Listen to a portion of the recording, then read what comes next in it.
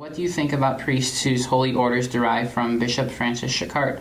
Francis Schuckardt was an emissary of the Blue Army, right, years ago, and traveled the country spreading the message of the Blue Army. Unfortunately, he fell in with an old Catholic. Daniel Q. Brown was his name. He was a man who had left the Catholic Church and gotten himself ordained a priest and consecrated a bishop. Again, there's always the doubtful nature of these things. Outside the church, with the old Catholic Church. Now, whether it was with the North American Old Roman Catholic Church or the Old Roman Catholic Church of North America or one of the other 7 different churches established by the excommunicate Arnold Harris Matthew, I don't know, but it was one of those old Catholic churches that our Daniel Q. Brown went to receive holy orders from. Supposedly, then, the story goes that Daniel Q. Brown made his abjuration of error. I think in the write-up on this, it was actually called the abjuration of faith.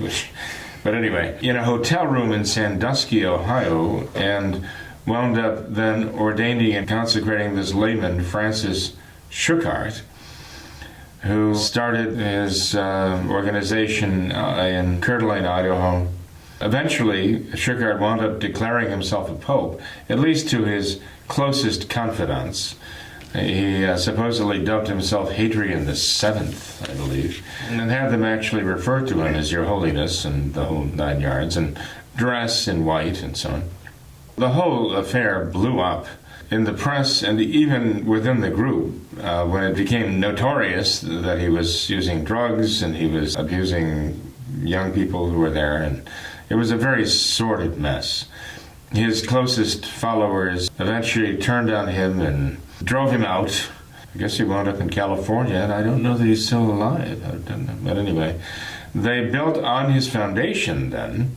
They continued on his foundation, which was, again, schismatically established in the first place, and didn't change just because they eventually chased him out of there. It was still a schismatic organization from the start. Then they turned to the Took bishops in order to secure their orders, they thought. And so the whole thing is one vast sordid mess. Not Catholic.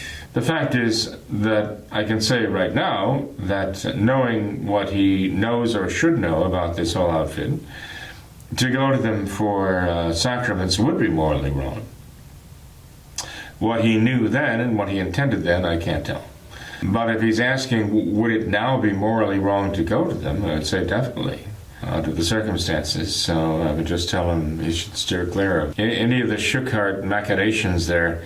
From the moment he went off and had himself sacrilegiously ordained and consecrated by this Daniel Q. Brown, I think at that point, from that point on, without no doubt about it, one should not associate with him in any way, or any of his works, or Mount St. Michael's, or any of the other outfits that he established.